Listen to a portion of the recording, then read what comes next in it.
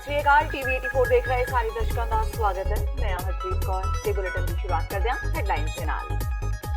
देश विच 17वीं लोक सभा ਦੀਆਂ ਚੋਣਾਂ ਦਾ ਕੰਮ ਮੁਕੰਮਲ। ਲੋਕ ਸਭਾ ਦੀਆਂ 543 ਸੀਟਾਂ ਵਿੱਚੋਂ 425 ਲਈ ਪਈਆਂ ਵੋਟਾਂ। ਰਾਜਨਾਥ ਸਿੰਘ, ਸੋਨੀਆ ਗਾਂਧੀ, ਕਾਂਗਰਸ ਪ੍ਰਧਾਨ ਰਾਹੁਲ ਗਾਂਧੀ ਤੇ ਸਮ੍ਰਿਤੀ ਈਰਾਨੀ ਦੀ ਕਿਸਮਤ ਦਾ ਫੈਸਲਾ ਕਰੇਗੀ ਜਨਤਾ। नरेंद्र मोदी वालों राजीव गांधी ਲਈ ਵਰਤੀ ਸ਼ਬਦਾਵਲੀ ਬੇਹੱਦ ਨਿੰਦਣਯੋਗ। ਮੁੱਖ ਮੰਤਰੀ ਕੈਪਟਨ ਅਮਰਿੰਦਰ ਸਿੰਘ ਨੇ ਪ੍ਰਧਾਨ ਮੰਤਰੀ ਨਰਿੰਦਰ ਮੋਦੀ ਤੇ ਵਿੰਨੇ ਨਿਸ਼ਾਨੇ। ਕਿਹਾ ਕੁਰਸੀ ਖੁੱਸਣ ਦੇ ਡਰੋਂ ਨਿਹਾਇਤ ਹੇਠਲੇ ਦਰਜੇ ਦੀ ਸਿਆਸਤ ਕਰ ਰਹੇ ਨੇ ਮੋਦੀ। ਅਪਰਾਧਿਕ ਪਿਛੋਕੜ ਵਾਲੇ ਉਮੀਦਵਾਰਾਂ ਤੇ ਚੋਣ ਕਮਿਸ਼ਨ ਸਖਤ। ਆਪਣੇ ਤੇ ਦਰਜ ਕੇਸਾਂ ਦਾ ਵੇਰਵਾ ਵਿਗਿਆਪਨਾਂ ਰਾਹੀਂ ਦੇਣ ਦਾ ਦਿੱਤਾ ਹੁਕਮ। 17 ਮਈ ਤੱਕ 3 ਵਾਰ ਅਪਰਾਧਿਕ ਪਿਛੋਕੜ ਦੀ ਜਾਣਕਾਰੀ ਦੇਣੀ ਲਾਜ਼ਮੀ।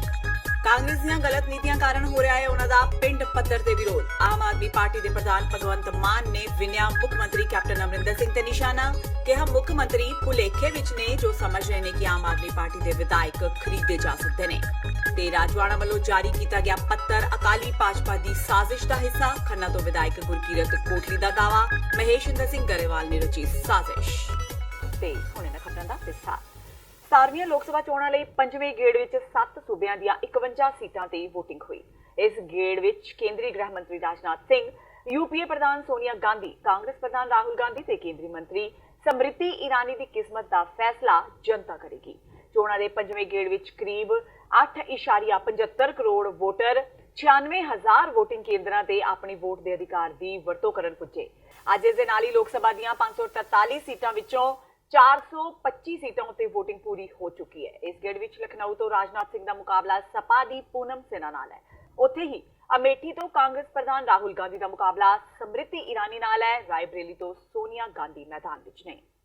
राहुल गांधी को जवाब देना पड़ेगा। चोरी तो पहले से करते ही थे, अब वोट की चोरी करने आए हैं। That is what I'm saying, that if Rahul Gandhi's politics is this, that if he does not get the mandate, he will steal the mandate. That's for the people of the country to decide whether this kind of politics of Rahul Gandhi should be punished or not. I hope that the administration takes some action. So does the election commission. I've tweeted an alert to them. I hope somebody takes action. बहुत अधिक सीटों पर विजय प्राप्त होगी, क्योंकि इस बार हमारे प्रधानमंत्री मोदी जी के प्रति जन सामान्य का भरोसा और विश्वास 2014 की तुलना में बढ़ा है। कि मैं मानता हूं कि चुनाव जो होता है ये व्यक्तियों की लड़ाई नहीं होती है, ये तो सचमुच नीतिगत मुद्दों पर ही चुनाव होना चाहिए और उसी रूप में मैं चुनाव को लेता हूँ। ਕੈਪਟਨ ਅਮਰਿੰਦਰ ਸਿੰਘ ਨੇ ਅੱਜ ਅਨੰਦਪੁਰ ਸਾਹਿਬ ਤੋਂ ਕਾਂਗਰਸ ਦੇ ਉਮੀਦਵਾਰ ਮਨੀਸ਼ ਤਿਵਾੜੀ ਦੇ ਹੱਕ ਵਿੱਚ ਇੱਕ ਚੋਣ ਰੈਲੀ ਨੂੰ ਸੰਬੋਧਨ ਕੀਤਾ। ਸ਼ਹੀਦ ਭਗਤ ਸਿੰਘ ਨਗਰ ਦੇ ਪਿੰਡ ਖਟਕੜ ਕਲਾਂ ਵਿੱਚ ਰੱਖੀ ਰੈਲੀ ਨੂੰ ਸੰਬੋਧਨ ਕਰਦਿਆਂ ਕੈਪਟਨ ਅਮਰਿੰਦਰ ਸਿੰਘ ਨੇ ਪ੍ਰਧਾਨ ਮੰਤਰੀ ਨਰਿੰਦਰ ਮੋਦੀ ਵੱਲੋਂ ਰਾਜੀਵ ਗਾਂਧੀ ਲਈ ਵਰਤੀ ਗਈ ਸ਼ਬਦਾਵਲੀ ਨੂੰ ਬੇਹੱਦ ਭੈੜੀ ਤੇ ਇਤਰਾਜ਼ਯੋਗ ਕਰਾਰ ਦਿੱਤਾ। ਮੁੱਖ ਮੰਤਰੀ ਨੇ ਕਿਹਾ ਕਿ ਦਰਅਸਲ ਹੁਣ ਮੋਦੀ ਨੂੰ ਆਪਣੀ ਕੁਰਸੀ ਖਿਸਕਦੀ ਦਿਖਾਈ ਦੇ ਰਹੀ ਹੈ ਤੇ ਉਹ ਵਿਰੋਧੀ ਧਿਰ ਦੀ ਆਲੋਚਨਾ ਕਰਨ ਲਈ ਹੇਠਲੇ ਪੱਧਰ ਤੇ ਉਤਰ ਆਏ ਨੇ। ਕੈਪਟਨ ਅਮਰਿੰਦਰ ਸਿੰਘ ਨੇ ਕਿਹਾ ਕਿ ਸੱਤਾ ਦੀ ਲਾਲਸਾ ਨਾਲ ਭਰਪੂਰ ਮੋਦੀ ਚੋਣ ਪ੍ਰਚਾਰ ਦੌਰਾਨ ਨੈਤਿਕਤਾ ਦੀਆਂ ਹੱਦਾਂ ਨੂੰ ਬਿਲਕੁਲ ਭੁਲਾ ਚੁੱਕੇ ਨੇ। ਕੈਪਟਨ ਅਮਰਿੰਦਰ ਸਿੰਘ ਨੇ ਕਿਹਾ ਕਿ ਮੋਦੀ ਦੀ ਟਿੱਪਣੀ ਤੋਂ ਇਹ ਸਾਫ਼ ਪਤਾ ਲੱਗਦਾ ਹੈ ਕਿ ਉਹਨਾਂ ਦੇ ਮਨ ਵਿੱਚ ਕਿੰਨੀ ਨਫ਼ਰਤ ਭਰੀ ਹੋਈ ਹੈ। ਉਹਨਾਂ ਕਿਹਾ ਕਿ ਸਹੀ ਸੂਝ-ਬੂਝ ਵਾਲਾ ਕੋਈ ਵੀ ਵਿਅਕਤੀ ਜਾਂ ਸੰਸਥਾਨ ਅਜਿਹੀ ਬੇਬੁਨਿਆਦ ਤੇ ਮਾੜੇ ਪ੍ਰਚਾਰ ਨੂੰ ਕਦੇ ਵੀ ਚੰਗਾ ਨਹੀਂ ਕਹੇਗਾ। ਅਸੀਂ ਇਹ ਕੰਮ ਕਰੇ ਨਹੀਂ ਜੈਸੇ ਹੁਣ ਮੋਦੀ ਘੁੰਮ ਰਿਹਾ ਹੈ ਔਰ ਕੁਰਬਾਨੀ ਕਿਸੇ ਹੋਰ ਦੀ, लड़ाई किसी और दी। आप कह रहे हैं छाती चौड़ी करके कि मैं पाकिस्तान के साथ टाकरा, किसी और ने लिया, पाकिस्तान का टाकरा नहीं लिया। मैं पूछना चाहता है कि प्राइम मिनिस्टर का काम की होंगे जब कोई वाकयात बन रहा जैसे पुलवामा बन गया सिख वाकयात, तो तुसी कैबिनेट फैसला करो। अगर कैबिनेट ने फैसला करता कि असी पाकिस्तान के नाल इहदा बदला लेना है, फिर तुसी अपने तीनों चीफ्स नूं सदोगे, आर्मी, नेवी, एयरफोर्स, उन्होंने दसोगे कि ये साडी पार्टी का फैसला है, और फिर फौज या एयरफोर्स या नेवी जिथे भी वाकयात होण वो फैसला अपना अगे वधन दा वो करते हैं और प्लान बनाते हैं। वो हिंदुस्तान की फौज जाते, मैं उस फौज में रहा हूँ, सारे मेरे साथी बैठे ने, सारे आर्मी, नेवी, एयरफोर्स के रहे हैं। ये साडे देश की एक फौज है, एक देश की डिफेंस सर्विसेज ने। ਪੰਜਾਬ ਦੇ ਮੁੱਖ ਚੋਣ ਅਫਸਰ ਡਾਕਟਰ ਐਸ ਕਰੁਣਾ ਰਾਜੂ ਨੇ ਅੱਜ ਅਪਰਾਧਿਕ ਪਿਛੋਕੜ ਵਾਲੇ ਉਮੀਦਵਾਰਾਂ ਨੂੰ ਅਪੀਲ ਕੀਤੀ ਹੈ ਕਿ ਉਹ 17 ਮਈ ਤੱਕ 3 ਵਾਰ ਅਪਰਾਧਿਕ ਪਿਛੋਕੜ ਸੰਬੰਧੀ ਅਖਬਾਰਾਂ ਤੇ ਟੈਲੀਵਿਜ਼ਨ ਤੇ ਇਸ਼ਤਿਹਾਰ ਜ਼ਰੂਰ ਦੇਣ। ਡਾਕਟਰ ਰਾਜੂ ਪੱਤਰਕਾਰਾਂ ਨੂੰ ਸੰਬੋਧਨ ਕਰ ਰਹੇ ਸਨ। ਇਸ ਦੌਰਾਨ ਉਹਨਾਂ ਦੱਸਿਆ ਕਿ ਭਾਰਤੀ ਚੋਣ ਕਮਿਸ਼ਨ ਵੱਲੋਂ ਸੁਪਰੀਮ ਕੋਰਟ ਦੇ ਨਿਰਦੇਸ਼ਾਂ ਅਨੁਸਾਰ ਨਾਮਜ਼ਦਗੀ ਪੱਤਰ ਦੇ ਹਿੱਸੇ ਫਾਰਮ ਨੰਬਰ 26 ਵਿੱਚ ਸੋਧ ਕੀਤੀ ਗਈ ਹੈ ਤੇ ਇਸ ਅਧੀਨ ਚੋਣ ਲੜ ਰਹੇ ਤੇ ਰਾਜਨੀਤਿਕ ਪਾਰਟੀਆਂ ਜਿਨ੍ਹਾਂ ਦੇ ਉਮੀਦਵਾਰਾਂ ਦਾ ਅਪਰਾਧਿਕ ਪਿਛੋਕੜ ਹੈ ਬਾਰੇ ਅਖਬਾਰ ਤੇ ਟੈਲੀਵਿਜ਼ਨ ਤੇ ਇਸ਼ਤਿਹਾਰ ਦੇਣ ਸੰਬੰਧੀ ਪਹਿਲਾਂ ਹੀ ਹਦਾਇਤਾਂ ਜਾਰੀ ਕੀਤੀਆਂ ਜਾ ਚੁੱਕੀਆਂ ਨੇ। Publication of criminal antecedents by the candidates ये बहुत इंपॉर्टेंट इशू है, आपको सबको पता है। अपना पास आज की डेट में 278 कैंडिडेट्स चुनाव लड़ रहे हैं। उनको इलेक्शन कमीशन ऑफ इंडिया की तरफ से गाइडलाइंस जारी हो गया था। उसका फॉर्म नंबर 26 आपको सबको पता है, आपको भी पता है, पॉलिटिकल पार्टीज को भी पता है, कैंडिडेट्स को भी पता है। उसमें क्लियरली लिखा हुआ है कोई भी कैंडिडेट अगर उनके खिलाफ कोई भी कैंडिडेट पॉलिटिकल पार्टीज की तरफ हो या इंडिपेंडेंट हो, कोई भी चुनाव लड़ रहे कैंडिडेट अगर उनके खिलाफ कोई क्रिमिनल केसेस पेंडिंग है या कन्विक्शन है, दो चीज़ें हैं, इधर पेंडिंग है या कन्विक्शन है, सबसे पहले वो फॉर्म नंबर 26 से दर्ज होना जरूरी है। वो स्टेज आज की डेट में ख़त्म हो गया है क्योंकि अभी बैलेट पेपर भी फाइनलाइज हो गया। अब जिम्मेदारी है कैंडिडेट्स का, उनका खिलाफ ਜਿਹੜੇ भी केसेस हैं प्रिंट मीडिया ਦੇ ਵਿੱਚ, इलेक्ट्रॉनिक मीडिया ਦੇ ਵਿੱਚ जो स्टिपुलेशन है, स्टिपुलेशन के मुताबिक देना है, प्रिंट में भी देना है और इलेक्ट्रॉनिक मीडिया में भी देना है। अब शुरू हो जाएगा आज से लेके, जब से नॉमिनेशन विड्रॉ होता है उस दिन से शुरू होता है ये टाइम, और 2 दिन पहले आप वोटिंग मतलब अगर 19 है 17 तक दे सकते हैं। ਆਮ ਆਦਮੀ ਪਾਰਟੀ ਦੇ ਸੂਬਾਈ ਪ੍ਰਧਾਨ ਤੇ ਸੰਗਰੂਰ ਸੀਟ ਤੋਂ ਆਪ ਦੇ ਉਮੀਦਵਾਰ ਭਗਵੰਤ ਮਾਨ ਨੇ ਕੈਪਟਨ ਅਮਰਿੰਦਰ ਸਿੰਘ ਦੇ ਦੋਸ਼ ਲਗਾਉਂਦਿਆਂ ਕਿਹਾ ਕਿ ਉਹ ਬਹੁਤ ਘਟੀਆ ਰਾਜਨੀਤੀ ਕਰ ਰਹੇ ਨੇ। ਮਾਨ ਨੇ ਕਿਹਾ ਕਿ ਕੈਪਟਨ ਦਾ ਮੰਨਣਾ ਹੈ ਕਿ ਐਮਐਲਏ ਖਰੀਦੇ ਜਾ ਸਕਦੇ ਨੇ। ਮਾਨ ਨੇ ਕਿਹਾ ਕਿ ਕੈਪਟਨ ਦੇ ਝੂਠੇ ਲਾਰਿਆਂ ਤੋਂ ਪਰੇਸ਼ਾਨ ਲੋਕ ਹੁਣ ਕਾਂਗਰਸੀਆਂ ਨੂੰ ਪਿੰਡਾਂ ਵਿੱਚ ਦਾਖਲ ਨਹੀਂ ਹੋਣ ਦੇ ਰਹੇ। ਉਹਨਾਂ ਕਿਹਾ ਕਿ ਕਾਂਗਰਸੀ ਜਿੱਥੇ ਪ੍ਰਚਾਰ ਲਈ ਜਾ ਰਹੇ ਨੇ, ਲੋਕ ਕਾਲੀਆਂ ਝੰਡੀਆਂ ਦਿਖਾ ਰਹੇ ਨੇ। ਉਹਦੇ ਬਾਰੇ ਪਤਾ देखो कैप्टन साहब बहुत घटिया राजनीति कर रहे हैं। वो कहते मैं एमएलए खरीद लेना आम आदमी पार्टी दे लोग तो चलो मेथों नहीं मनाए जा रहे क्योंकि लोगों ने उन्होंने वापस करता पिंडों चों, झंडियां कालियां लैके उन्होंने पिछे पै गए। कहते पहला पुराने मैनीफेस्टो के वादे पूरे करो फिर गल करांगे तुहाडे नाल। अकाली दल बेअदबी करके पहली नफरत दा पात्र है। हुण मोदी उत्थे कही जांदा मैं बंगाल दे 40 एमएलए खरीद लूँगा, फिर डेमोक्रेसी नूं इह किउं खत्म कर रहे हैं? डेमोक्रेसी दा की मैंने रह गए फिर? सो इस करके मैं कहा कि कैप्टन साहब उस माल की कीमत पैंदी है जिहड़ा मंडी च होवे, जिहड़ा मंडी च नहीं हैगा ਉਹਨੂੰ ਕਿਵੇਂ ਖਰੀਦ ਲਓਗੇ? ਆਪਣੇ ਵੱਲੋਂ ਤਾਂ ਦਰਿਆ ਵੱਡੇ ਘਰ ਜਾਂਦਾ ਹੈ ਪਰ ਸਮੁੰਦਰ ਦੇ ਵਿੱਚ ਜਾ ਕੇ ਉਹ ਮਰ ਜਾਂਦਾ ਹੈ। ਗਰਦਨ ਸਿੱਧੀ ਰੱਖਣ ਦਾ ਮੁੱਲ ਤਾਰ ਰਹੇ ਆ ਕੈਪਟਨ ਸਾਹਿਬ। ਬਸ਼ਰਮਾਂ ਦਾ ਤਾਂ ਨੀਵੀਂ ਪਾ ਕੇ ਵੀ ਸਰ ਜਾਂਦਾ ਹੈ। ਯਾਰ ਕੀ ਕਹਾਂ ਮੈਂ, ਹੁਣ 92 ਸਾਲ ਦੀ ਉਮਰ ਦੇ ਬਜ਼ੁਰਗ ਨੇ ਉਹ। ਹੁਣ ਜੇਲ੍ਹ ਭੇਜਣ ਨੂੰ ਕੈਪਟਨ ਤਿਆਰ ਹੈ। ਕੈਪਟਨ ਹੀ ਤਾਂ ਤੁਹਾਨੂੰ ਜੇਲ੍ਹ ਭੇਜਣ ਤੋਂ ਰੋਕ ਰਿਹਾ ਹੈ। ਕੈਪਟਨ ਤਾਂ ਜਿਹੜੀ ਬੇਅਦਬੀ ਹੈ ਉਹਦੀ ਜਾਂਚ ਜਿਹੜੀ ਹੈ ਕੈਪਟਨ ਨੇ ਤਾਂ ਰੁਕਵਾਈ ਹੋਈ ਹੈ। ਉਹ ਇਹ ਤੁਸੀਂ ਬਾਹਰ ਬਿਆਨ ਹੋਰ ਦਿੰਦੇ ਹੋ, ਅੰਦਰੋਂ ਕੁਝ ਹੋਰ ਗੱਲ ਕਰਦੇ ਹੋ। ਕੋਈ ਗੱਲ ਨਹੀਂ, ਪਰਮਾਤਮਾ ਗੁਰੂ ਦੀ ਚੱਕੀ ਚੱਲੂਗੀ। ਗੁਰੂ ਦੀ ਚੱਕੀ ਪੀਂਦੀ ਥੋੜੀ ਜੀ ਚੱਲਦੀ ਥੋੜੀ ਜੀ ਹੌਲੀ ਹੁੰਦੀ ਹੈ, ਪੀਂਦੀ ਬਹੁਤ ਬਰੀਕ ਹੈ, ਚੱਲੀ ਜਾਂਦੀ ਹੈ ਚੱਕੀ। 10 ਟਿਕਟਾਂ ਨਹੀਂ ਦਿੱਤੀਆਂ ਗਈਆਂ। ਸੁਖਬੀਰ ਤੋਂ ਰਾਜ ਕਰਾਂਗੇ 25 ਸਾਲ ਕਹਿੰਦਾ ਸੀਗਾ, 2 ਟਿਕਟਾਂ ਤਾਂ ਘਰ ਹੀ ਰੱਖਣੀਆਂ ਪੈ ਗਈਆਂ। ਕਬਦੀ ਘਰ ਵਾਲੀ ਦੀ, ਪਰਮਿੰਦਰ ਢੀਂਡਸੇ ਦੀ ਟਿਕਟ ਸੰਗਰੂਰ ਤੋਂ ਐਂ ਸੁੱਟ ਕੇ ਗਏ ਨੇ ਜਿਵੇਂ ਅਖਬਾਰ ਵਾਲਾ ਅਖਬਾਰ ਸੁੱਟ ਕੇ ਜਾਂਦਾ ਕੰਧ ਉੱਤੋਂ ਦੀ ਵੀ ਲੜ ਲਓ ਯਾਰ, ਠੀਕ ਹੈ ਨਾ। ਸੋ ਆਹ ਤਾਂ ਇਹਨਾਂ ਦੇ ਹਾਲਾਤ ਹੈ। ਫਰੀਦਕੋਟ ਐਡਾ ਵੱਡਾ ਗਾੜ ਹੈ ਅਕਾਲੀ ਦਲ ਦਾ, ਉਹਨਾਂ ਨੂੰ ਉੱਥੋਂ ਲੜਨ ਵਾਸਤੇ ਕੋਈ ਬੰਦਾ ਨਹੀਂ ਮਿਲਿਆ। ਜਵਾਬ ਦਿੱਤਾ ਸਾਰਿਆਂ ਨੇ, ਕਹਿੰਦੇ ਬਰਗਾੜੀ ਫਰੀਦਕੋਟ ਲੋਕ ਸਭਾ 'ਚ ਹੀ ਪੈਂਦਾ, ਕਿਹੜੇ ਮੂੰਹ ਨਾਲ ਜਾਵਾਂਗੇ ਜੀ, ਰਣੀ ਕੇ ਲਿਆਉਣਾ ਪੈ ਗਿਆ ਮਾਝੇ ਤੋਂ।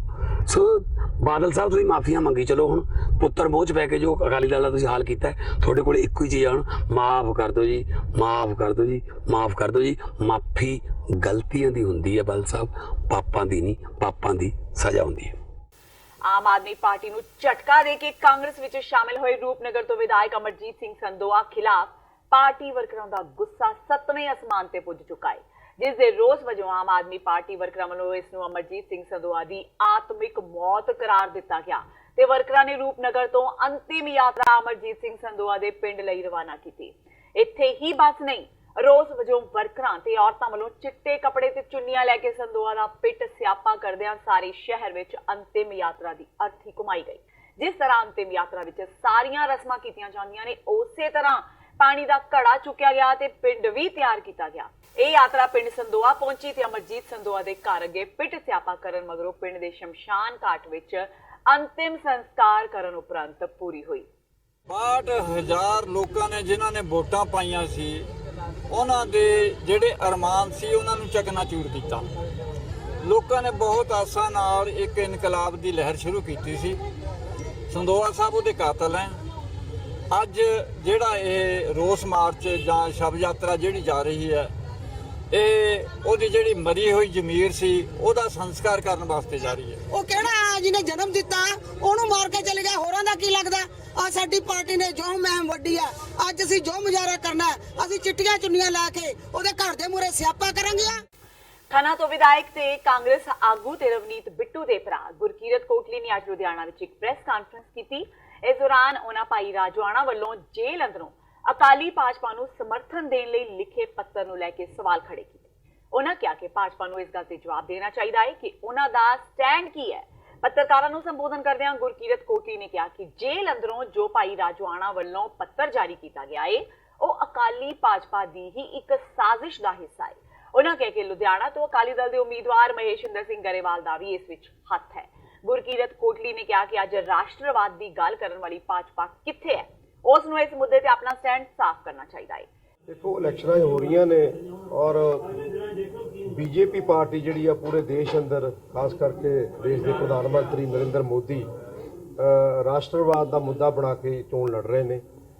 ਔਰ ਇੱਕ ਪਾਸੇ ਬੀਜੇਪੀ ਰਾਸ਼ਟਰਵਾਦ ਦੀ ਗੱਲ ਕਰ ਰਹੀ ਹੈ, ਦੂਜੇ ਪਾਸੇ ਪੰਜਾਬ ਦੇ ਅੰਦਰ ਬਲਵੰਤ ਸਿੰਘ ਰਾਜੋਆਣਾ ਜਿਹੜੇ ਸਰ ਬੇਅੰਤ ਸਿੰਘ ਜੀ ਦੀ ਜਿਹੜੀ ਸ਼ਹਾਦਤ ਹੈ ਉਹਦੇ ਲਈ ਉਹ ਜੇਲ੍ਹ ਦੇ ਵਿੱਚ ਬੰਦ ਨੇ। ਔਰ ਉਹਨਾਂ ਨੇ ਇੱਕ ਪੱਤਰ ਲਿਖਿਆ ਕਿ ਜਿਹੜੀਆਂ ਪੰਜਾਬ ਦੇ ਲੋਕਾਂ ਨੂੰ ਕਿ ਜਿਹੜੀਆਂ ਵੋਟਾਂ ਨੇ ਉਹ ਅਕਾਲੀ ਭਾਜਪਾ ਉਮੀਦਵਾਰਾਂ ਨੂੰ ਪਾਈਆਂ ਜਾਣ।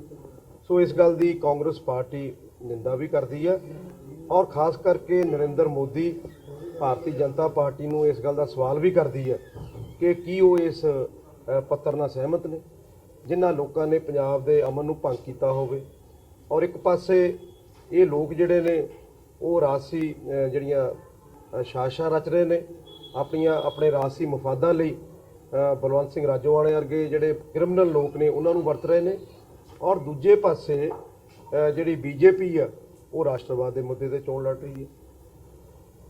ਔਰ ਉਹਦੇ ਨਾਲ ਨਾਲ ਅੱਜ ਜਿਹੜੇ ਲੋਕ ਜਿਨ੍ਹਾਂ ਨੇ ਪੰਜਾਬ ਦੀ ਅਮਨ ਸ਼ਾਂਤੀ ਲਈ ਆਪਣਾ ਖੂਨ ਡੋਲਿਆ, ਆਪਣੀਆਂ ਜਾਨਾਂ ਤੱਕ ਦੇ ਦਿੱਤੀਆਂ, ਉਹਨਾਂ ਦੀ ਕੋਈ ਗੱਲ ਨਹੀਂ ਕਰ ਰਹੇ। ਸੋ ਇਸ ਕਰਕੇ ਇਹ ਬੀਜੇਪੀ ਜਿਹੜੀ ਆ ਉਹ ਮੈਂ ਸਮਝਦਾ ਕਿ ਇਸ ਗੱਲੋਂ ਰਾਸ਼ਟਰਵਾਦ ਦੇ ਖਾਸ ਕਰਕੇ ਮੁੱਦੇ ਤੇ ਐਕਸਪੋਜ਼ ਹੋ ਚੁੱਕੀ ਹੈ। ਤੇ ਹੁਣ ਵੇਲਾ ਹੋ ਗਿਆ ਬ੍ਰੇਕ ਦਾ। ਬਾਕੀ ਦੀਆਂ ਖਬਰਾਂ ਇਸ ਬ੍ਰੇਕ ਤੋਂ ਬਾਅਦ।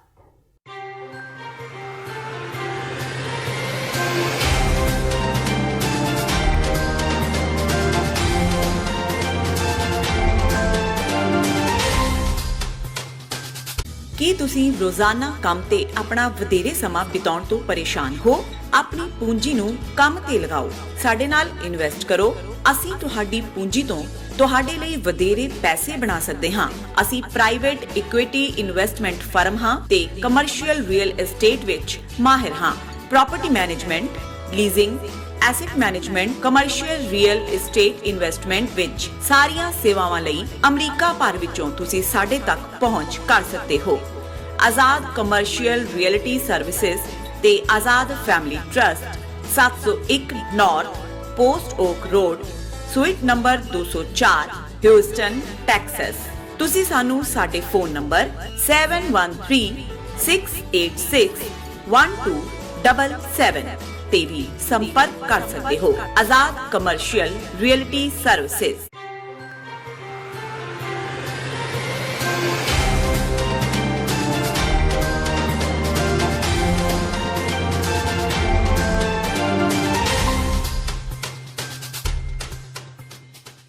ਬ੍ਰੇਕ ਤੋਂ ਬਾਅਦ ਟੀਵੀ 84 ਦੇ ਖਬਰਾਂ ਦੇ ਬੁਲੇਟਿਨ ਵਿੱਚ ਸਵਾਗਤ ਹੈ। ਵਧਦੇ ਹਾਂ ਅਗਲੀ ਖਬਰ ਵੱਲ।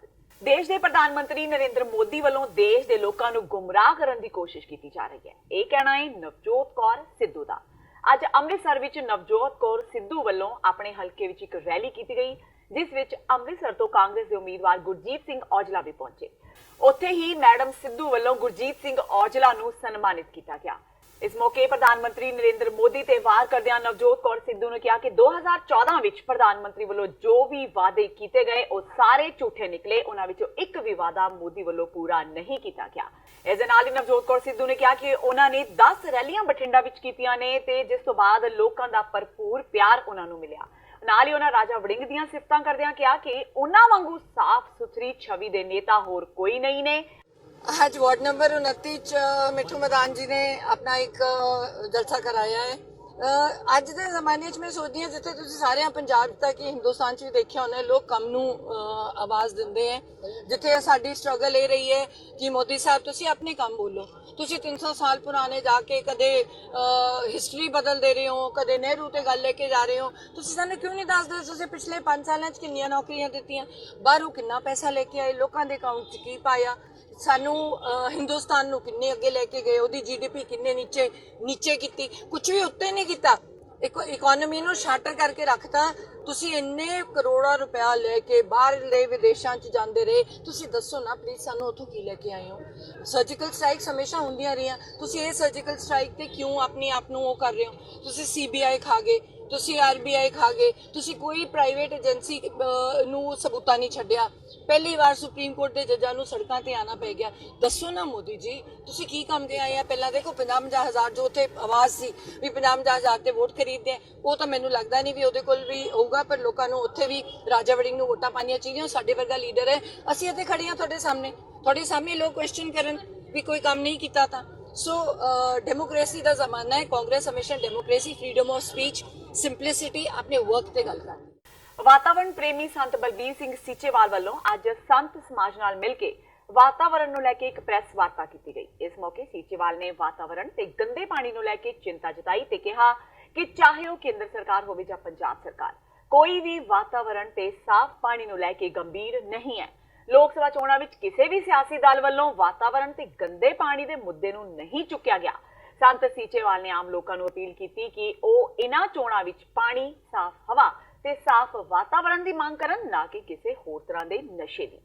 ਕਿ ਜਿਹੜੇ 2019 ਦੇ ਵਿੱਚ ਇਲੈਕਸ਼ਨਾਂ ਹੋ ਰਹੀਆਂ ਜਿਹੜੀਆਂ ਇਸ ਵੇਲੇ, ਇਹਨਾਂ ਦੇ ਵਿੱਚ ਕਿਸੇ ਵੀ ਪਾਰਟੀ ਨੇ ਜਿਹੜਾ ਹੈ ਮੁੱਖ ਮੁੱਦਾ এনवायरमेंट ਨੂੰ ਨਹੀਂ ਬਣਾਇਆ। ਸੋ ਇਹਦੇ ਵਾਸਤੇ ਅਸੀਂ ਸਾਰੇ ਪ੍ਰੈਸ ਨੂੰ ਵੀ ਬੇਨਤੀ ਕਰਨ ਵਾਸਤੇ ਆਏ ਕਿ ਆਵਾਜ਼ ਉਠਾਓ, ਕਿਉਂਕਿ ਭਾਰਤ ਦੇ ਸੰਵਿਧਾਨ ਨੇ ਸਾਨੂੰ ਜਿਉਣ ਦਾ ਹੱਕ ਦਿੱਤਾ, ਰਾਈਟ ਟੂ ਲਿਵ। ਸ਼ੁੱਧ ਹਵਾ, ਸ਼ੁੱਧ ਪਾਣੀ, ਸ਼ੁੱਧ ਖੁਰਾਕ ਸਾਡਾ ਮੌਲਿਕ ਅਧਿਕਾਰ ਆ, ਹਰ ਸਰਕਾਰ ਦੀ ਡਿਊਟੀ ਹੈ।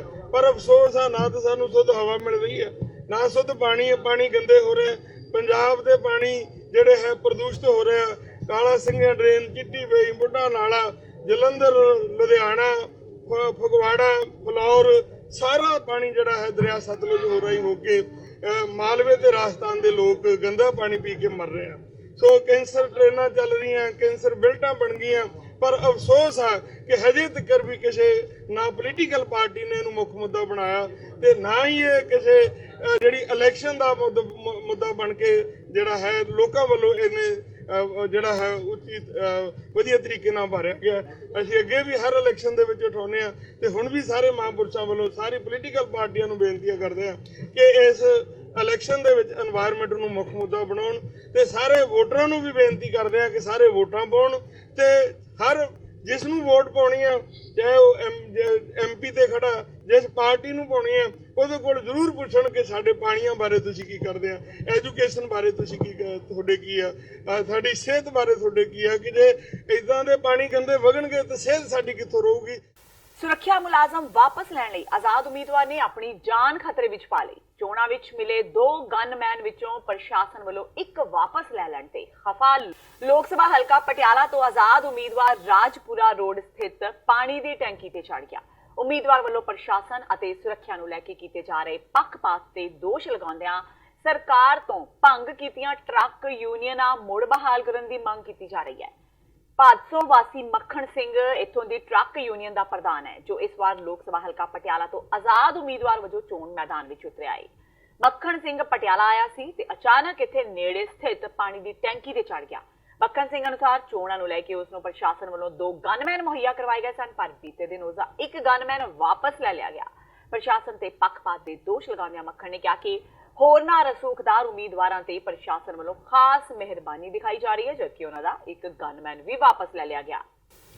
ਲੋਕ ਸਭਾ ਹਲਕਾ ਗੁਰਦਾਸਪੁਰ ਤੋਂ ਆਮ ਆਦਮੀ ਪਾਰਟੀ ਦੇ ਉਮੀਦਵਾਰ ਪੀਟਰ ਮਸੀਹ ਨੇ ਅੱਜ ਬਟਾਲਾ ਦੇ ਹਲਕਾ ਕਾਦੀਆਂ ਵਿੱਚ ਇੱਕ ਮੋਟਰਸਾਈਕਲ ਰੈਲੀ ਕੀਤੀ। ਇਸ ਮੌਕੇ ਉਹਨਾਂ ਪੱਤਰਕਾਰਾਂ ਨਾਲ ਗੱਲਬਾਤ ਕਰਦਿਆਂ ਕਿਹਾ ਕਿ ਜਿਹੜੇ ਵਿਧਾਇਕ ਆਮ ਆਦਮੀ ਪਾਰਟੀ ਨੂੰ ਛੱਡ ਕੇ ਦੂਜੀਆਂ ਪਾਰਟੀਆਂ ਵਿੱਚ ਸ਼ਾਮਿਲ ਹੋ ਰਹੇ ਨੇ, ਉੱਥੇ ਉਹਨਾਂ ਦੀ ਇੱਜ਼ਤ ਘੱਟ ਤੇ ਕੁੱਤੇ ਖਾਣੀ ਜ਼ਿਆਦਾ ਹੋ ਰਹੀ ਹੈ। ਉਹਨਾਂ ਦਾ ਕਹਿਣਾ ਹੈ ਕਿ ਦੋਵੇਂ ਰਵਾਇਤੀ ਪਾਰਟੀਆਂ ਕਾਂਗਰਸ ਤੇ ਭਾਜਪਾ ਤੋਂ ਜਨਤਾ ਦੁਖੀ ਹੋ ਚੁੱਕੀ ਹੈ, ਜਿਸ ਦਾ ਜਵਾਬ ਲੋਕ ਇਹਨਾਂ ਚੋਣਾਂ ਵਿੱਚ ਦੇਣਗੇ। ਉੱਥੇ ਹੀ ਆਪ ਦੇ ਕਾਦੀਆਂ ਹਲਕਾ ਇੰਚਾਰਜ ਡਾਕਟਰ ਕਵਲਜੀਤ ਸਿੰਘ ਨੇ ਕਿਹਾ ਕਿ ਆਪ ਪਾਰਟੀ ਦੇ ਉਮੀਦਵਾਰ ਪੀਟਰ ਮਸੀਹ ਜ਼ਮੀਨੀ ਪੱਧਰ ਦਾ ਨੇਤਾ ਹੈ, ਗੁਰਦਾਸਪੁਰ ਦੇ ਰਹਿਣ ਵਾਲੇ ਨੇ ਤੇ ਗੁਰਦਾਸਪੁਰ ਦੇ ਮੁੱਦਿਆਂ ਨੂੰ ਬਾਖੂਬੀ ਜਾਣਦੇ ਨੇ। ਉਹਨਾਂ ਦਾ ਕਹਿਣਾ ਹੈ ਕਿ ਆਮ ਆਦਮੀ ਪਾਰਟੀ ਦੇ ਰੂਪ ਵਿੱਚ ਲੋਕਾਂ ਨੂੰ ਤੀਜਾ ਬਦਲ ਮਿਲ ਚੁੱਕਾ ਹੈ ਤੇ ਇਸ ਸਮੇਂ ਲੋਕ ਆਪ ਨਾਲ ਜ਼ਿਆਦਾ ਤੋਂ ਜ਼ਿਆਦਾ ਜੁੜਦੇ ਦਿਖਾਈ ਦੇ ਰਹੇ ਨੇ।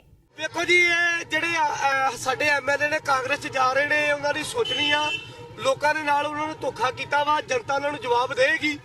ਤੁਸੀਂ ਵੇਖ ਹੀ ਰਹੇ ਜੇ ਜਿਹੜੇ ਗਏ ਨੇ ਕੁੱਤੇ ਖਾਣੀ ਵੀ ਚੰਗੀ ਉਹਨਾਂ ਦੀ ਹੋ ਰਹੀ ਆ। ਸੋ ਮਤਲਬ ਇਹ ਉਹਨਾਂ ਦੀ ਸੋਚ ਆ, ਰੱਬ ਜਾਣਦਾ ਕਿ ਕੀ ਹੋਇਆ ਕੀ ਨਹੀਂ, ਬਟ ਕੰਮ ਉਹਨਾਂ ਨੇ ਮਾੜਾ ਕੀਤਾ, ਲੋਕਾਂ ਦੇ ਨਾਲ ਧੋਖਾ ਕੀਤਾ, ਕਿਉਂਕਿ ਉਹਨਾਂ ਨੂੰ ਐਮਐਲਏ ਆਮ ਆਦਮੀ ਪਾਰਟੀ ਦੇ ਕਰਕੇ ਬਣਾਇਆ ਗਿਆ ਸੀ, ਕੋਈ ਆਪਣੇ ਵਜੂਦ ਦੇ ਕਰਕੇ ਨਹੀਂ। ਪੀਟਰ ਚੀਦਾ ਜੀ ਸਾਡੇ ਲੋਕਲ ਕੈਂਡੀਡੇਟ ਨੇ, ਇਹ ਗੁਰਦਾਸਪੁਰ ਦੇ ਰਹਿਣ ਵਾਲੇ ਨੇ, ਨੌਜਵਾਨ ਆਗੂ ਨੇ, ਇਹਨਾਂ ਦੇ ਅੱਗੇ ਵੀ ਬਹੁਤ ਵਧੀਆ ਕੰਮ ਕੀਤੇ ਨੇ। ਔਰ ਬਾਕੀ ਜਿਹੜੇ ਕੈਂਡੀਡੇਟ ਨੇ ਕਰੀਬ ਸਾਰੇ ਦੇ ਸਾਰੇ ਬਾਹਰੋਂ ਹੈ, ਕੋਈ ਬੰਬੇ ਤੋਂ ਹੈਗਾ, ਕੋਈ ਅਬੋਹਰ ਤੋਂ ਹੈਗਾ, ਤੇ ਪੀਟਰ ਮਸੀਹ ਜਿਹੜਾ ਹੈਗਾ ਸਾਡਾ ਹਰਮਨ ਪਿਆਰਾ ਨੇਤਾ ਲੋਕਲ ਗੁਰਦਾਸਪੁਰ ਤੋਂ ਹੈਗਾ। ਇਹ ਗੁਰਦਾਸਪੁਰੀਆਂ ਲਈ 24 ਘੰਟੇ ਜਿਹੜਾ ਹੈਗਾ ਹਾਜ਼ਰ ਹੋਏਗਾ। ਸਾਡੇ ਹਲਕੇ 'ਚ ਕੋਈ ਨੁਕਸਾਨ ਨਹੀਂ ਹੈਗਾ। ਸਾਡੇ ਹਲਕੇ ਦਾ ਜਿਸ ਤਰ੍ਹਾਂ ਕਿ ਪਹਿਲਾਂ ਥੋੜਾ ਕਮਜ਼ੋਰ ਚੱਲਦਾ ਸੀ, ਹੁਣ ਤੇ ਬਹੁਤ ਜ਼ਿਆਦਾ ਉਤਸ਼ਾਹ ਹੈਗਾ। ਜਿੰਨਾ ਗੁਰਦਾਸਪੁਰ ਕਮਜ਼ੋਰ ਸੀਗਾ, ਗੁਰਦਾਸਪੁਰ ਉਹਨਾਂ ਉੱਪਰ ਉੱਠ ਕੇ ਆਇਆ ਹੈਗਾ। ਪੀਟਰ ਮਸੀਹ ਜੀ ਦੇ ਆਉਣ ਦੇ ਨਾਲ ਇੱਕ ਬੜਾ ਵੱਡਾ ਵੇਵ ਆਈ ਹੈ, ਕਰੰਟ ਆਈ ਹੈ ਨੌਜਵਾਨਾਂ ਦੇ ਵਿੱਚ ਔਰ ਬਾਕੀ ਭਾਈਚਾਰਿਆਂ ਦੇ ਵਿੱਚ, ਕਿਉਂਕਿ ਆਮ ਵਲੰਟੀਅਰ ਹੈਗਾ, ਗਰੀਬ ਪਰਿਵਾਰ 'ਚ ਪੈਦਾ ਹੋਇਆ ਹੈਗਾ। ਔਰ ਸਾਰਿਆਂ ਨੂੰ ਪਤਾ ਕਿ ਜਿਹੜਾ ਬੰਦਾ ਗਰੀਬ ਪਰਿਵਾਰ 'ਚੋਂ ਪੈਦਾ ਹੋਇਆ ਹੈਗਾ, ਉਹਨੂੰ ਸਮੱਸਿਆ ਦਾ ਪਤਾ ਹੋਏਗਾ। ਜਿਹਨੂੰ ਸਮੱਸਿਆ ਦਾ ਪਤਾ ਹੋਏਗਾ, ਉਹਨੂੰ ਹੱਲ ਵੀ ਪਤਾ ਹੋਏਗਾ। ਸੋ ਅਸੀਂ ਲੋਕਾਂ ਨੂੰ ਅਪੀਲ ਕਰਾਂਗੇ ਕਿ ਗਰੀਬ ਪਰਿਵਾਰ ਦਾ, ਆਮ ਆਦਮੀ ਪਾਰਟੀ ਦਾ ਜਿਹੜਾ ਹੈਗਾ ਪੀਟਰ ਮਸੀਹ ਜੀ ਦਾ, ਜਿਹਨੂੰ ਚੋਣ ਨਿਸ਼ਾਨ ਜਿਹੜਾ ਝਾੜੂ ਹੈ ਉਹਦਾ ਬਟਨ ਦਬਾ ਕੇ ਕਾਮਯਾਬ ਕਰੋ। ਡੀਜੇ ਦੀ ਬੀਟ ਤੇ ਨੱਚਦਿਆਂ ਆਪਸੀ ਖਿੱਚੋਤਾਣ ਤੋਂ ਸ਼ੁਰੂ ਹੋਈ ਲੜਾਈ ਇੰਨਾ ਗੰਭੀਰ ਰੂਪ ਧਾਰਨ ਕਰ ਗਈ ਕਿ ਦੋਵੇਂ ਧਿਰਾਂ ਦੇ ਕਈ ਵਿਅਕਤੀ ਲਹੂ ਲੁਹਾਨ ਹੋ ਗਏ। ਸੋਸ਼ਲ ਮੀਡੀਆ ਤੇ ਵੀਡੀਓ ਵਾਇਰਲ ਹੋ ਰਹੀ ਹੈ, ਜਿਸ ਵਿੱਚ ਕੁਝ ਨੌਜਵਾਨ ਆਪਸ ਵਿੱਚ ਬੁਰੀ ਤਰ੍ਹਾਂ ਝਗੜਦੇ ਨਜ਼ਰ ਆ ਰਹੇ ਨੇ।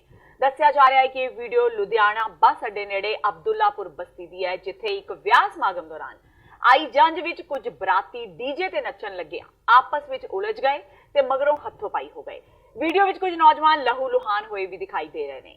ਇਸ ਸੰਬੰਧੀ ਪੁਲਿਸ ਨੇ ਜਾਣਕਾਰੀ ਦਿੰਦਿਆਂ ਦੱਸਿਆ ਕਿ ਇਹ ਮਾਮਲਾ ਅਬਦੁੱਲਾਪੁਰ ਬਸਤੀ ਦਾ ਹੈ, ਜਿੱਥੇ ਬਰਾਤ ਵਿੱਚ ਆਏ ਕੁਝ ਨੌਜਵਾਨ ਆਪਸ ਵਿੱਚ ਭਿੜ ਗਏ।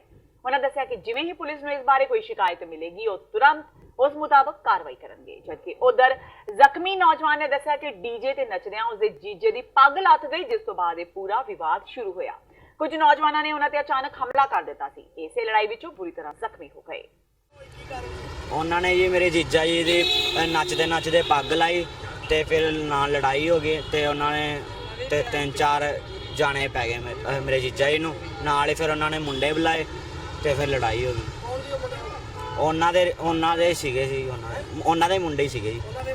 ਹਾਂਜੀ, ਇਹ ਮੁੰਡੇ ਵਾਲੇ ਬਰਾਤ ਵਾਲੇ ਲੜੇ ਸੀ ਕਿ ਕੁੜੀ ਵਾਲੇ ਸੀ? ਮੁੰਡੇ ਵਾਲਿਆਂ ਦੇ, ਅਸੀਂ ਵੀ ਮੁੰਡੇ ਵਾਲੇ ਸੀ ਜੀ, ਉਹਨਾਂ ਦੇ ਵੀ ਮੁੰਡੇ ਵਾਲੇ ਹੀ ਸੀਗੇ। ਇਹ ਮੇਨ ਬਾਜ਼ਾਰ ਬਦੁੱਲਾਪੁਰ ਬਸਤੀ ਰਵੀ ਧਰਮਸ਼ਾਲਾ ਹੈ, ਉੱਥੇ ਵਿਆਹ ਸੀਗਾ। ਮੁੰਡੇ ਵਾਲੇ ਇੱਕ ਦੂਸਰੇ ਦੇ ਮਤਲਬ ਭੰਗੜਾ ਪਾਉਂਦੇ ਲੜ ਪਏ। ਰਮਨਜੀਤ ਸਿੰਘ ਦਰਖਾਸਤ ਦੇ ਕੇ ਗਿਆ, ਜੈਸੀ ਮਤਲਬ ਜੇ ਕੋਈ ਕਾਰਵਾਈ ਬੰਦੀ ਹੋਊ ਤੇ ਉਹਦੇ ਜੋ ਕਾਨੂੰਨੀ ਕਾਰਵਾਈ ਉਹ ਕੀਤੀ ਜਾਊਗੀ। ਤੇ ਇਹ ਸਾਨੂੰ ਤੱਕ ਖਬਰਾਂ ਜਾਂਦੇ ਇੱਕ ਵਾਰ ਫੇਰ ਨਜ਼ਰ ਮਾਰਦੇ ਹਾਂ ਮੁੱਖ ਖਬਰਾਂ ਤੇ। ਦੇਸ਼ ਵਿੱਚ 17ਵੀਆਂ ਲੋਕ ਸਭਾ ਦੀਆਂ ਚੋਣਾਂ ਦਾ ਕੰਮ ਮੁਕੰਮਲ। ਲੋਕ ਸਭਾ ਦੀਆਂ 543 ਸੀਟਾਂ ਵਿੱਚੋਂ 425 ਲਈ ਪਈਆਂ ਵੋਟਾਂ। ਰਾਜਨਾਥ ਸਿੰਘ, ਸੋਨੀਆ ਗਾਂਧੀ, ਕਾਂਗਰਸ ਪ੍ਰਧਾਨ ਰਾਹੁਲ ਗਾਂਧੀ ਤੇ ਸਮ੍ਰਿਤੀ ਇਰਾਨੀ ਦੀ ਕਿਸਮਤ ਦਾ ਫੈਸਲਾ ਕਰੇਗੀ ਜਨਤਾ। ਨਰਿੰਦਰ ਮੋਦੀ ਵੱਲੋਂ ਰਾਜੀਵ ਗਾਂਧੀ ਲਈ ਵਰਤੀ ਸ਼ਬਦਾਵਲੀ ਬੇਹੱਦ ਨਿੰਦਣਯੋਗ। ਮੁੱਖ ਮੰਤਰੀ ਕੈਪਟਨ ਅਮਰਿੰਦਰ ਸਿੰਘ ਨੇ ਪ੍ਰਧਾਨ ਮੰਤਰੀ ਨਰਿੰਦਰ ਮੋਦੀ ਤੇ ਵਿੰਨੇ ਨਿਸ਼ਾਨੇ। ਕਿਹਾ ਕੁਰਸੀ ਖੁੱਸਣ ਦੇ ਡਰੋਂ ਨਿਹਾਇਤ ਹੇਠਲੇ ਦਰਜੇ ਦੀ ਸਿਆਸਤ ਕਰ ਰਹੇ ਨੇ ਮੋਦੀ। ਅਪਰਾਧਿਕ ਪਿਛੋਕੜ ਵਾਲੇ ਉਮੀਦਵਾਰਾਂ ਤੇ ਚੋਣ ਕਮਿਸ਼ਨ ਸਖਤ। ਆਪਣੇ ਤੇ ਦਰਜ ਕੇਸਾਂ ਦਾ ਵੇਰਵਾ ਵਿਗਿਆਪਨਾਂ ਰਾਹੀਂ ਦੇਣ ਦਾ ਦਿੱਤਾ ਹੁਕਮ। 17 ਮਈ ਤੱਕ 3 ਵਾਰ ਅਪਰਾਧਿਕ ਪਿਛੋਕੜ ਦੀ ਜਾਣਕਾਰੀ ਦੇਣੀ ਲਾਜ਼ਮੀ। ਕਾਂਗਰਸ ਦੀਆਂ ਗਲਤ ਨੀਤੀਆਂ ਕਾਰਨ ਹੋ ਰਿਹਾ ਹੈ ਉਹਨਾਂ ਦਾ ਪਿੰਡ ਪੱਧਰ ਤੇ ਵਿਰੋਧ। ਆਮ ਆਦਮੀ ਪਾਰਟੀ ਦੇ ਪ੍ਰਧਾਨ ਭਗਵੰਤ ਮਾਨ ਨੇ ਵਿਨਿਆ ਮੁੱਖ ਮੰਤਰੀ ਕੈਪਟਨ ਅਮਰਿੰਦਰ ਸਿੰਘ ਤੇ ਨਿਸ਼ਾਨਾ। ਕਿਹਾ ਮੁੱਖ ਮੰਤਰੀ ਭੁਲੇਖੇ ਵਿੱਚ ਨੇ ਜੋ ਸਮਝ ਰਹੇ ਨੇ ਕਿ ਆਮ ਆਦਮੀ ਪਾਰਟੀ ਦੇ ਵਿਧਾਇਕ ਖਰੀਦੇ ਜਾ ਸਕਦੇ ਨੇ। ਤੇ ਰਾਜਵਾੜਾ ਵੱਲੋਂ ਜਾਰੀ ਕੀਤਾ ਗਿਆ ਪੱਤਰ ਅਕਾਲੀ ਭਾਜਪਾ ਦੀ ਸਾਜ਼ਿਸ਼ ਦਾ ਹਿੱਸਾ। ਖੰਨਾ ਤੋਂ ਵਿਧਾਇਕ ਗੁਰਕੀਰਤ ਕੋਟਲੀ ਦਾ ਦਾਅਵਾ, ਮਹੇਸ਼ਿੰਦਰ ਸਿੰਘ ਗਰੇਵਾਲ ਨੇ ਰਚੀ ਸਾਜ਼ਿਸ਼। ਇਸ ਦੇ ਨਾਲ ਹੀ TV 84 ਦਾ ਖਬਰਾਂ ਦਾ ਬੁਲੇਟਿਨ ਖਤਮ ਹੁੰਦਾ ਹੈ। ਮੈਨੂੰ ਹਰਪ੍ਰੀਤ ਕੌਰ ਨੂੰ ਦਿਓ ਇਜਾਜ਼ਤ। ਸਤਿ ਸ਼੍ਰੀ ਅਕਾਲ।